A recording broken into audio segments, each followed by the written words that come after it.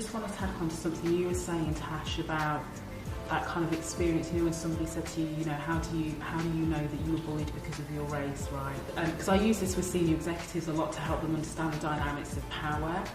And when you're part of a dominant majority group and you hold all the power and all the resources across all facets of society, and then when you understand that systemic racism is about consistent favourable and unfavourable outcomes, so it allows you a bit of, dare I say, objectivity from that point of view, then it stands to reason that you become the gatekeeper of progress, because individuals who are in minoritised groups or are minoritised by society or whatever are then put in a position where we have to validate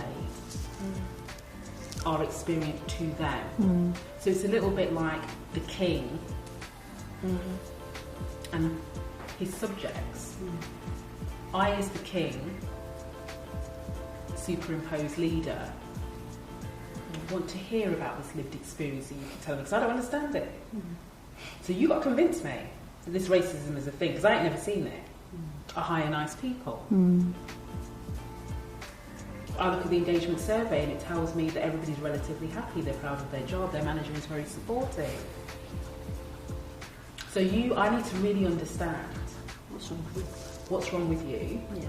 And if you do a really good job of convincing me, then possibly I'll release the resources, the time, the support, and allow the holding of space for this conversation. But if you, as the individual most impacted, do not do a good enough job of convincing me, there's not a conversation to be had.